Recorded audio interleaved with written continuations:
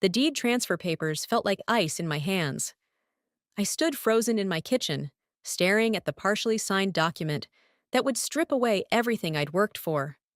My name is Paige, and this was supposed to be a perfect Thanksgiving dinner, not the day I discovered my family's betrayal. Paige, honey, where are those serving platters you promised? My mother's voice snapped me back to reality. I quickly shoved the papers back into the drawer, my hands trembling. Coming, Mom, I called back, forcing cheerfulness into my voice. I grabbed the antique platters I'd collected over years of antiquing, another passion my family dismissed as frivolous. The aroma of roasting turkey filled my lovingly renovated Victorian home. I'd spent 3 years turning this historic property into a showpiece, doing most of the work myself. Every brass fixture, every restored hardwood floor, every carefully chosen paint color reflected my vision. This place still needs work, my brother Jarrett announced, running his finger along my newly installed crown molding as I passed him with the platters. You should have hired professionals. I bit my tongue. The professionals quoted me triple what I spent doing it myself. That's because they know what they're doing, my father chimed in, not looking up from his phone. Speaking of which, Jarrett just closed another $1 million deal this morning. That's wonderful, I managed, setting down the platters with more force than necessary. A familiar ache settled in my chest, the same one I'd felt since childhood, whenever Jarrett's achievements overshadowed my existence.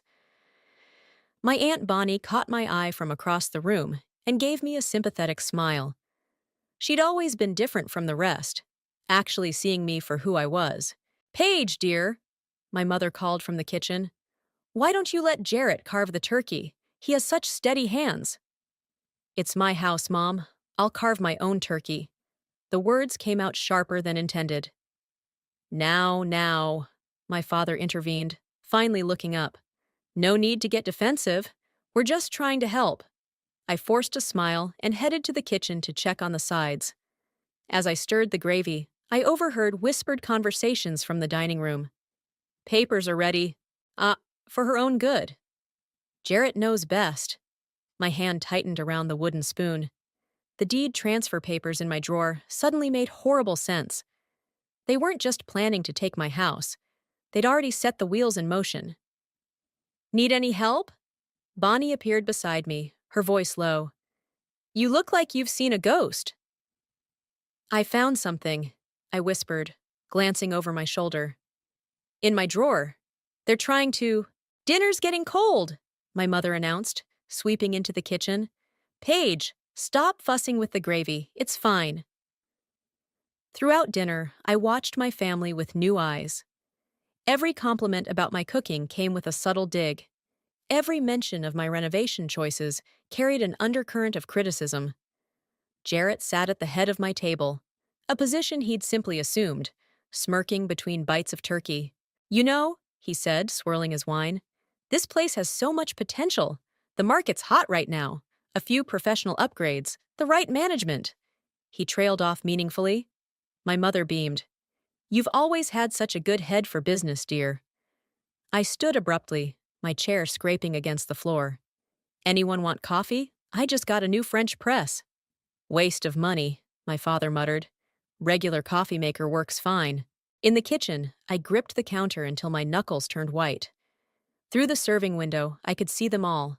My mother's satisfied smile, my father's dismissive glances, Jarrett's calculated observation of my home. My home, like it was already his. Only Bonnie looked concerned, her eyes meeting mine with worry. She knew something was wrong. She'd always known how they treated me, but this was different. This wasn't just their usual dismissal of my achievements. This was theft wrapped in family obligation. The coffee maker gurgled, and I made a decision. They thought I was naive, incapable, someone to be managed. They had no idea what I was capable of. I'd play along, serve their coffee, smile at their condescension. But I'd also find out exactly what they were planning. Coffee's ready, I called out, my voice steady despite the rage building inside me. As I arranged the cups on my grandmother's silver tray, another piece they probably planned to manage for me, I made a silent promise to myself. They wanted to play games?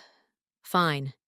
But they were about to learn that their supposedly helpless daughter had learned a few tricks of her own. While serving coffee, I casually placed my phone on the sideboard, voice recorder running. Years of being dismissed had taught me to document everything. Tonight, that habit would prove invaluable.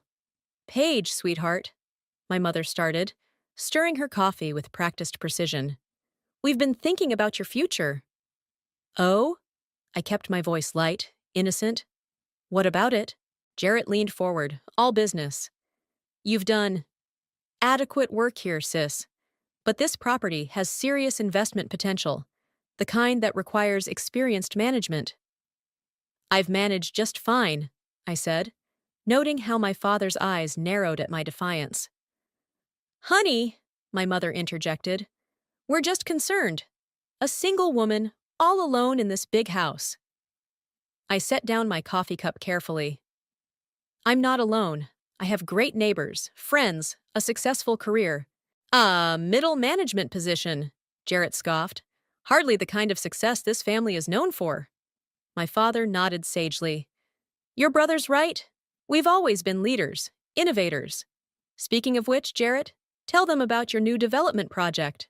As Jarrett launched into another self-congratulatory monologue, I slipped away to the kitchen, ostensibly to fetch dessert.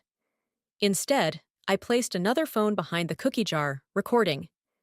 Then I grabbed my tablet from the counter, appearing to check a recipe while actually starting its recording function before returning it to its stand. Pie's almost ready, I called out, buying time to position my devices. Remember when Paige tried to start that interior design business? I heard my mother say, her voice carrying from the dining room. Thank goodness we talked her out of that foolishness. Best thing we ever did, my father agreed. She would have bankrupted herself in months. I gripped the edge of the counter, breathing deeply.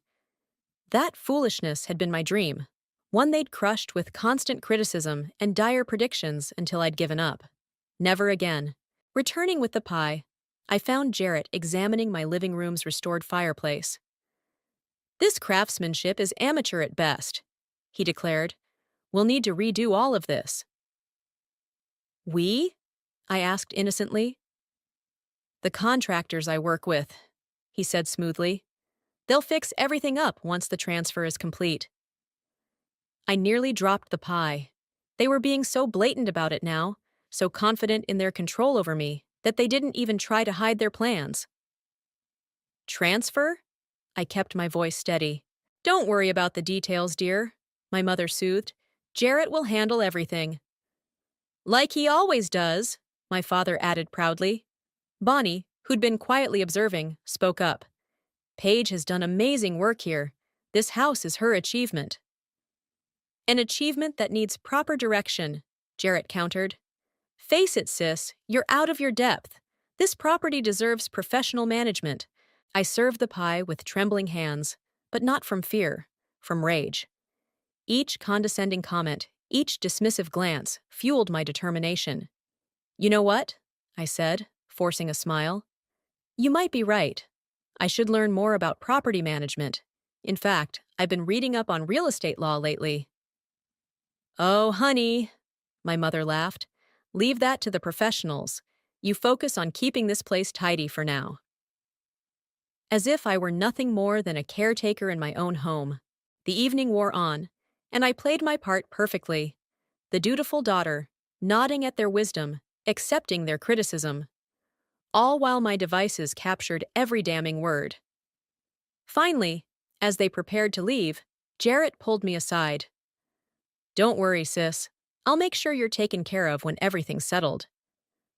That's so thoughtful, I replied, watching him search my face for any sign of suspicion and finding none.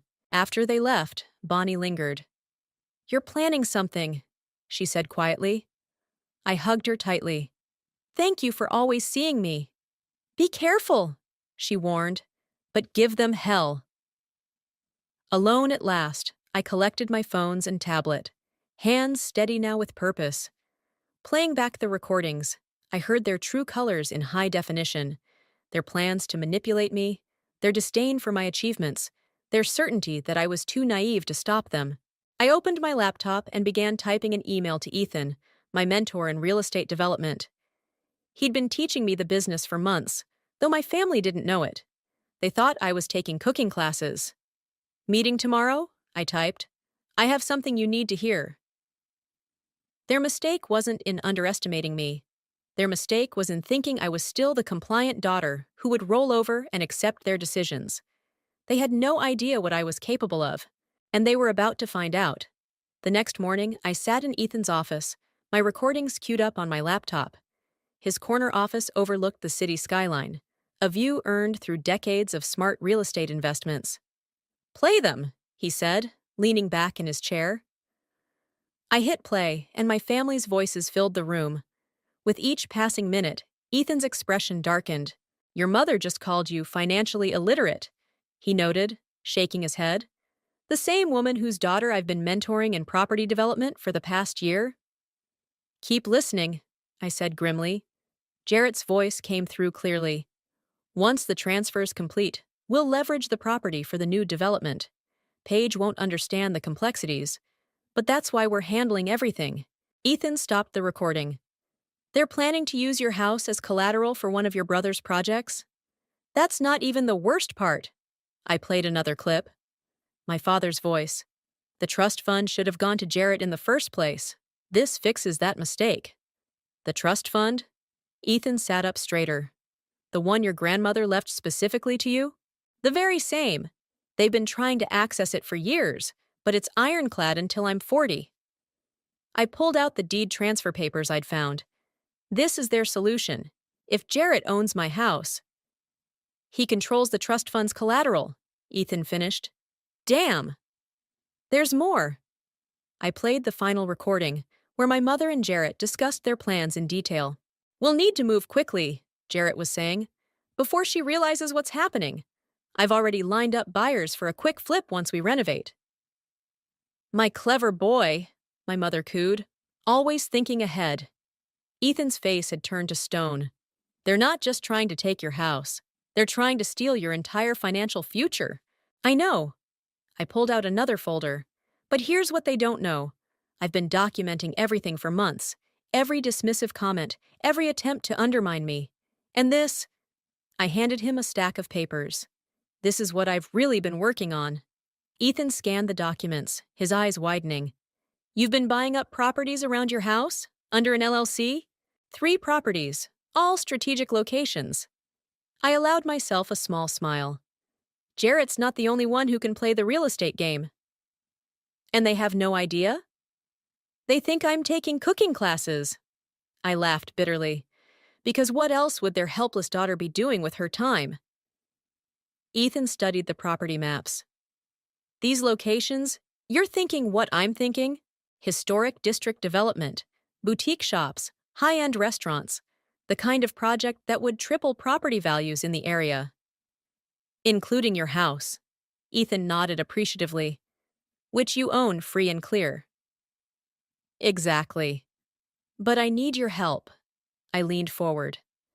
"I want to announce the development at the family dinner next week, the one where they're planning to spring their deed transfer plan on me. You want to beat them at their own game."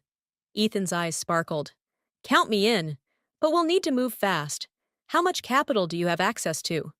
I pulled out my bank statements. "Everything I've saved for the past 5 years. Plus, I've already secured preliminary funding from 3 investors." "Make that 4, Ethan said firmly. "I want in on this."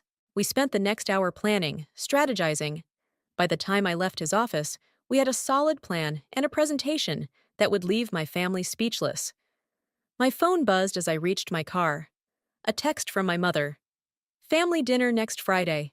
Important matters to discuss. Wear something nice." I could almost hear the condescension in her words. Another buzz. "Jarrett has wonderful news to share." "I'm sure he does," I thought, typing back a cheerful acceptance. One more text came through, this time from Bonnie. "Just heard about Friday. You okay?" "Better than okay," I replied. "But I need your help with something." "Name it," came her immediate response. I smiled as I drove home. My family thought they had everything planned perfectly. They thought their dutiful daughter would sit quietly while they dismantled her life. They were about to learn how wrong they were. Back home, I stood in my kitchen, running my hand along the countertop I'd installed myself. Every inch of this house represented my hard work, my vision, my independence. And in 1 week, I would show them exactly what their helpless daughter was capable of. Let them plan their ambush. I had plans of my own. The week before the family dinner, I met Bonnie at a quiet cafe across town. Away from prying eyes and familiar faces, I laid out my plan. They're going to lose their minds, Bonnie said, examining the development proposals. Especially Jarrett. He's been trying to break into historic district development for years. I know. I sipped my coffee. He's been rejected 3 times by the Preservation Board. While you've been quietly building relationships with them through your renovation work, Bonnie finished, understanding dawning on her face. You clever girl. My phone buzzed. Another text from my mother. Jarrett's bringing his real estate lawyer on Friday, just to handle some paperwork, nothing to worry about. Look at this! I showed Bonnie the message. They're not even trying to hide it anymore. Because they think you're too naive to understand what's happening. Bonnie's face hardened. Your mother called me yesterday, asking me to help convince you if you got difficult about their plans. And what did you say? I told her I'd do whatever was best for you. Bonnie's eyes twinkled. I just didn't specify what I thought that was. My phone rang. Ethan. The investors are in, he said without preamble. All 4 signed this morning. We're fully funded. Perfect timing. I checked my watch. The Preservation Board meeting starts in an hour. Need me there? No, I've got this one, but be ready for Friday. Wouldn't miss it for the world. At the Preservation Board meeting, I presented my vision for the historic district. The board members, who'd rejected Jarrett's plans for modern high-rises multiple times, nodded approvingly at my proposals for restoration-focused development. Ms. Page, the board chairman said, this is exactly the kind of thoughtful development we've been hoping to see. Your work on your own home shows you understand the value of preserving our architectural heritage.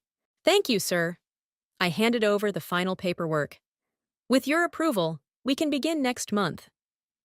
Consider it approved. He stamped the documents. Welcome to the Historic District business community. As I left the meeting, another text arrived, from Jarrett this time. Hope you're ready for some exciting changes, sis. Friday's going to be a big day. I forwarded it to Bonnie, who responded immediately. The audacity! Want me to bring anything Friday? Just your phone, I replied. Set to record. The next few days passed in a blur of preparation. I reviewed contracts, finalized permits, and prepared my presentation. Ethan's team created professional renderings of the development plans, showing how my properties would transform the neighborhood while preserving its historic character. Thursday night, my mother called. Darling, I hope you're not planning to cook tomorrow. I'm having it catered. In my house? I kept my voice neutral. Well, yes. We want everything to be perfect for the big announcement. Jarrett has so much planned. I'm sure he does. I watched my computer screen as the final permits were approved online. Don't worry, Mom. Everything will be perfect. Friday morning, I met with Ethan one last time. The press release is ready, he said, showing me the draft. As soon as you give the signal tomorrow, it goes live. Your family's reactions will be immortalized in real estate history. Perfect! I checked my presentation again.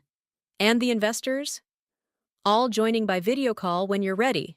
They're quite excited to meet the woman who's about to transform the historic district. I smiled, remembering Jarrett's failed attempts to woo these same investors. One last thing. Did you get the documents I asked for? Ethan patted his briefcase. All here. Financial records, trust fund details, everything showing their attempts to access your money, plus records of every property deal Jarrett's botched in the last 5 years. You're the best, Ethan. Just doing my part to support a brilliant investor. He squeezed my shoulder. Show them who you really are. Back home, I walked through my house one last time before the evening's events. Every restored molding, every carefully chosen fixture reminded me of what I'd built and what they'd tried to take. My phone buzzed with a final text from Bonnie. Ready to raise hell? I looked at my dining room, set for battle rather than dinner, my laptop ready to reveal truths they never saw coming. More than ready, I texted back. Time to show them exactly who they've been underestimating. The caterers would arrive soon, followed by my family, their lawyer, and their plans to take everything I'd built. They thought they were staging an intervention. Instead, they were walking into an ambush of their own making. The caterers arrived first, transforming my dining room into what looked like a corporate lunch meeting. My mother followed, swooping in to rearrange everything they'd set up. "Darling, you look tense," she said, adjusting a flower arrangement. "Here, let me fix your hair." I stepped back. "My hair is fine, Mom." "Just trying to help you look professional." She pursed her lips. "Jarrett's bringing some important people." "I'm aware." I smoothed my blazer, tailored, expensive, and definitely not what she'd expected me to wear. "Is that his lawyer's car pulling up?" Through the window, I watched Jarrett escort a stern-looking man in an expensive suit up my walkway. My father arrived simultaneously, carrying a briefcase I'd never seen before. "Paige!" Jarrett called out as they entered. "Meet Marcus, my attorney. He's here to help with some paperwork." "Pleasure," I said, shaking his hand firmly. "I hope you don't mind, but I took the liberty of inviting my own attorney. She'll be joining us by video call." The room went silent. My mother's hand froze mid-arrangement. "Your attorney?" my father asked slowly. "Of course," I smiled pleasantly. "For the paperwork."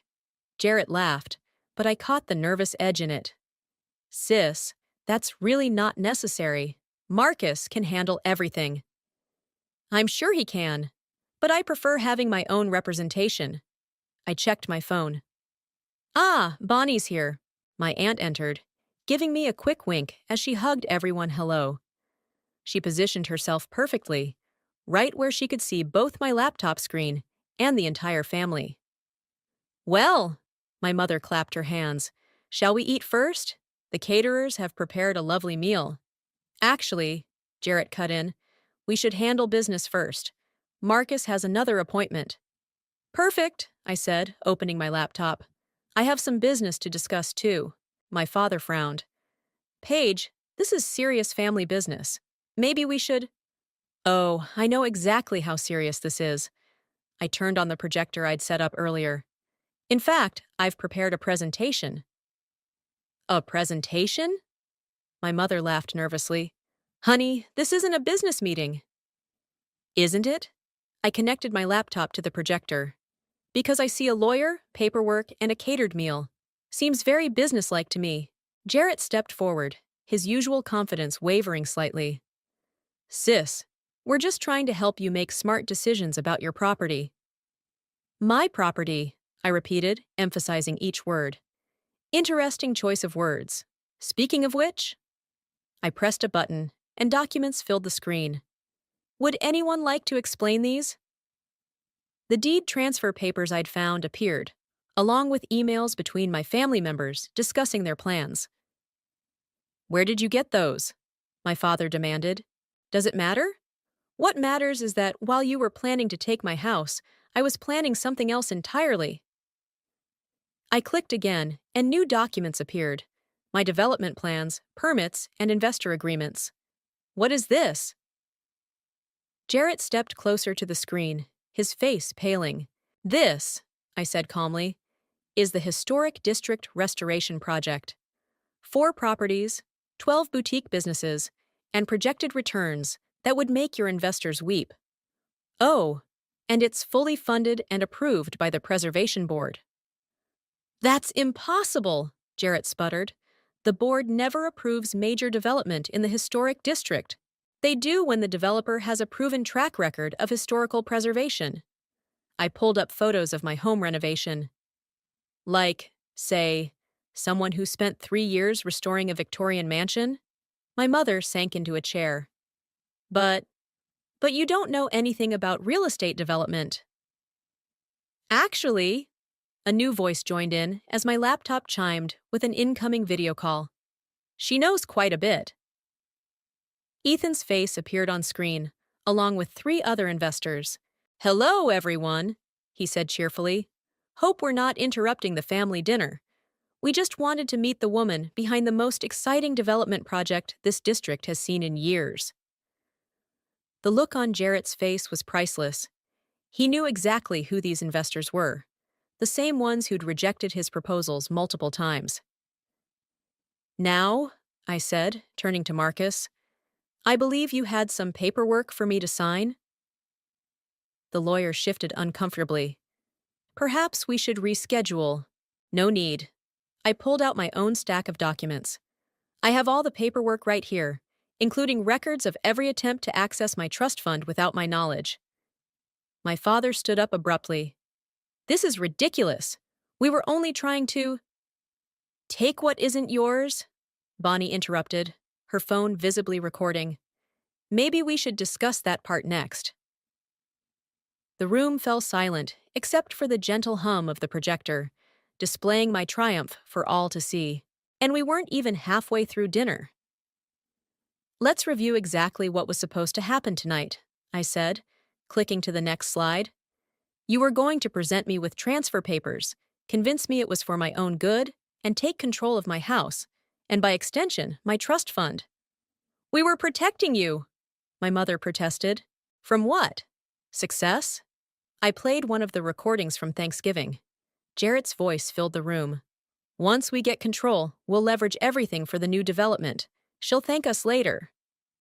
"You recorded us?" My father's face reddened. "That's completely legal in this state," I cut in. "One-party consent. I learned that in those cooking classes I've been taking."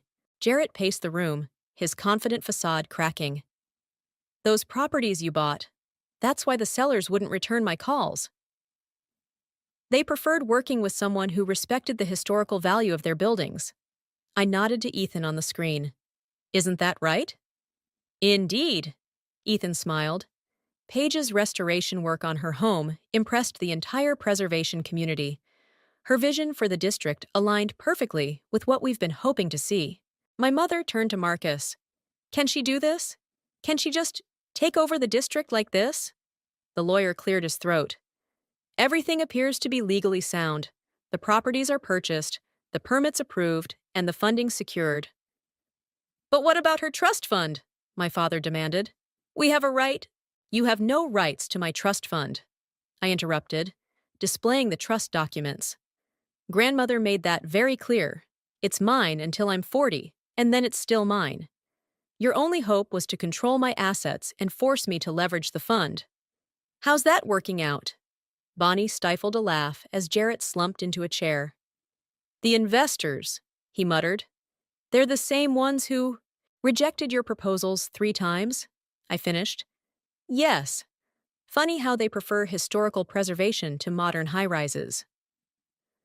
On screen, one of the investors spoke up. "Ms. Paige's project is exactly what the district needs. Traditional character with modern appeal. We're expecting significant returns." "But I had plans," Jarrett protested weakly. "Development deals. Like these?" I displayed his failed project history. 3 bankruptcies, 2 investor lawsuits, and a reputation for destroying historical properties. Did you really think I wouldn't research my own brother?" My mother burst into tears. "We were trying to help. You're all alone in this big house." "I'm not alone, Mom. I have a successful career, loyal friends, and now—" I gestured to the screen. "Business partners who actually respect me." "Respect?" my father scoffed. "You've betrayed your family." "No," Bonnie stood up. "You betrayed her. Every time you dismissed her achievements. Every time you praised Jarrett while ignoring her success. Every time you tried to control her life because you thought she was incapable." Marcus began gathering his papers.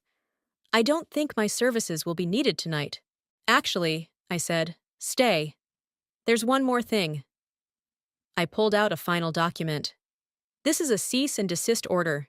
If any of you attempt to interfere with my property or business dealings again, I'll be forced to take legal action." "You'd sue your own family?" my mother gasped.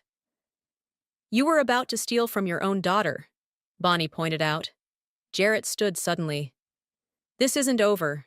I have connections. Sit down." Ethan's voice cut through the room. "Your connections won't help. The Preservation Board has already approved our plans. Any interference would be unwise." My father grabbed his briefcase. "Come on, we're leaving." "But the dinner—" My mother gestured at the untouched food. "I think we're done here," I said firmly. "Bonnie can stay. The rest of you? I'll have my lawyer contact yours about the cease and desist." They filed out, my mother crying, my father fuming, Jarrett looking shell-shocked. Marcus followed, nodding respectfully to me as he left. After they were gone, Bonnie hugged me tight. "That was magnificent." The investors on screen agreed, scheduling a meeting for next week before signing off. Ethan remained. "You did good, kid," he said proudly. "Want me to keep an eye on Jarrett's movements?" "Please, he won't take this lying down." After ending the call, Bonnie and I sat amid the elaborate catering my mother had ordered. "Well," Bonnie said, lifting a wine glass, "shall we toast to the new queen of historic district development?" I raised my glass, feeling lighter than I had in years. "To family," I said with a slight smirk, "and to karma." The house felt different now. Not just mine, but truly mine. No more shadows of family manipulation. No more doubt about my capabilities. They'd tried to take everything from me. Instead, they'd only succeeded in showing me exactly how strong I really was. The fallout came faster than I expected. The morning after our confrontation, my phone exploded with messages from extended family members. "How could you embarrass your brother like this?" my Aunt Martha wrote. "Your poor mother is devastated," Cousin Rachel chimed in. I ignored them all, focusing instead on the email from Ethan. "Jarrett's been making calls, meeting in my office, now." When I arrived, Ethan wasn't alone. 3 members of the Preservation Board were there, looking grim. "Your brother's been busy," Ethan said, gesturing for me to sit. "Tell her." The board chairman cleared his throat. "Mr. Jarrett has filed a formal complaint, alleging you obtained the permits through inappropriate means." Of course he has." I pulled out my phone. "Would you like to hear what he really thinks about historical preservation?" I played a recording from Thanksgiving. Jarrett calling the Preservation Board outdated fossils and bragging about his plans to modernize the district, whether those history nuts like it or not. The chairman's eyebrows shot up. "Well, that's illuminating." "I have more," I offered, including his plans to demolish 3 Victorian buildings once he gained control. "That won't be necessary," another board member said quickly. "We know quality work when we see it. Your brother's complaints are noted and dismissed." After they left, Ethan showed me more of Jarrett's handiwork. He's been calling investors, trying to shake their confidence, but he didn't expect this. He pulled up an article from the city's business journal. "Historic District Renaissance. Local developer leads preservation-focused revival." My phone buzzed. Bonnie. "Turn on the local news. Now." Ethan flipped on his office TV, just in time to see Jarrett being interviewed outside my house. "My sister's project is reckless," he was saying. "She doesn't have the experience." The reporter cut him off. "Sources say you attempted to seize control of her property just yesterday. Care to comment on that?" Jarrett's face reddened. "That's a private family matter. Is it true the Preservation Board rejected your development plans 3 times?" The reporter pressed on. "While approving your sister's proposal unanimously?" "This interview is over." Jarrett stormed off camera. "That was satisfying," I said, but Ethan looked concerned. "He's desperate now. Desperate people make mistakes." Right on cue, my phone rang. My father. "You've destroyed your brother's reputation," he snapped without preamble. "No, he did that himself. I just exposed it. He's had to withdraw from 3 development deals because of you. Investors are pulling out. Because they've finally seen who he really is?" That's not my problem. Fix this, he demanded. Release a statement supporting him. Say it was all a misunderstanding. Or what? Or you'll regret it. Family can be a powerful enemy, Paige. Is that a threat, Dad? It's a reality check. You think you can survive in this business without family connections? I laughed. I already have. And unlike Jarrett, I did it honestly. You ungrateful? Goodbye, Dad. Have your lawyer contact mine if you have anything else to say. I hung up to find Ethan grinning. Your father just accidentally gave us a gift. How so? That was basically a recorded threat. Perfect for our restraining order application. My phone buzzed again. My mother this time, but with a text. We raised you better than this. Your grandmother would be ashamed. I showed Ethan the message. Would she, though? Your grandmother left you that trust fund for a reason, he reminded me. She saw something in you that your parents never did. A knock at the door interrupted us, one of our investors. Sorry to drop in, she said, but I wanted to deliver this in person. She handed me a check. We're doubling our investment. Your brother's little media stunt just proved we backed the right developer. After she left, Ethan raised an eyebrow. Still worried about family connections? No, I smiled. But I am worried about Jarrett. He won't stop. Let him try. Ethan pulled up our project plans. Every move he makes just proves why you're the better choice. Now, shall we review the construction timeline? As we worked, my phone kept buzzing with family messages, each one more desperate than the last. I turned it off.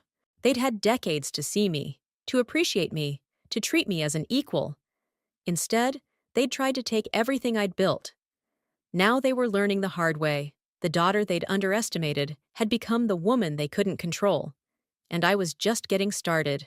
The grand opening of the Historic District Revival Project drew crowds beyond our expectations. Local news crews lined the streets as I cut the ribbon in front of the first completed building, a restored Victorian mansion turned boutique hotel. Ms. Page, reporters called out, how does it feel to complete Phase 1 ahead of schedule? Before I could answer, a familiar voice cut through the crowd. This is a mistake. She stole these opportunities. Jarrett pushed his way forward, looking disheveled in a wrinkled suit. My mother and father trailed behind him, trying to pull him back. Not now, my father hissed. You're making it worse. No! Jarrett shrugged them off. Everyone needs to know the truth. This was supposed to be my project. The reporter's cameras swiveled toward him, exactly what Ethan and I had anticipated might happen. Sir, one reporter asked, aren't you the developer who tried to demolish these historic buildings? The one who lost 3 investor lawsuits? Another chimed in. That's not. Jarrett stammered. Actually, I spoke up, my voice carrying clearly through the microphone. This seems like a perfect teaching moment. Success isn't about who deserves what. It's about who puts in the work, respects the community, and builds something meaningful. The crowd applauded. Bonnie, standing beside me, squeezed my hand. You think you're so clever. My mother stepped forward. But you've torn this family apart. No, Mom. You did that when you tried to steal my home and my future. We were protecting you. From what? I gestured at the restored building behind me. From success? From independence? Look around. Everything you thought I couldn't do? I did it. And I did it better than Jarrett ever could. The Preservation Board chairman approached the microphone. If I may add, Ms. Page's work has set a new standard for historical development in our city. We've already had inquiries from other districts wanting to replicate her model. Jarrett's face contorted. This isn't over. I'll appeal the permits. No, you won't. Ethan stepped forward, holding up his phone. Because while you've been making scenes, the State Historical Society just designated this entire project as a protected development zone. Any interference would be a criminal offense. My father grabbed Jarrett's arm. Come on, son, we're leaving. That's right, I said quietly. Leave. Just like you left me to fend for myself all those years. The difference is, I learned how to succeed without you. As they turned to go, my mother looked back. You'll regret pushing your family away. I'm not pushing anyone away. I'm standing my ground.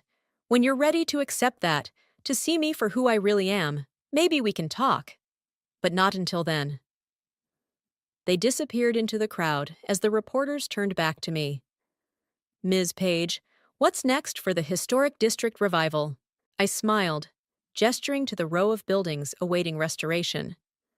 We're just getting started. Each of these properties represents a piece of our city's history, and we're going to bring them back to life, one building at a time. The interviews continued, but I was watching my family's retreat. They'd come today expecting to witness my failure. Instead, they'd been forced to face their own. Later, at the reception in the new hotel's grand ballroom, Bonnie found me by the window. Your grandmother would have loved this, she said, looking around at the carefully restored details.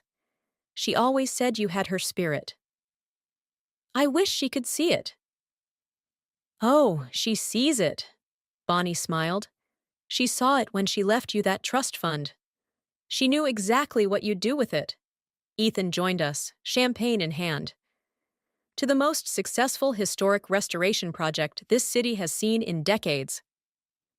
And to family, Bonnie added, the ones who choose to lift you up, not tear you down. I looked around the ballroom, filled with investors, community members, and supporters who'd believed in my vision. This was my real family now. To new beginnings, I said, raising my glass, and to standing your ground. Through the window, I could see the lights of my house in the distance. My house, my achievement, my proof that sometimes the best revenge isn't about destroying others. It's about building something they said you never could. The Preservation Board chairman approached with another potential investor, eager to discuss future projects. As I turned to greet them, I felt completely at peace. My family had tried to write my story for me, but I'd taken back the pen. And this was just the first chapter.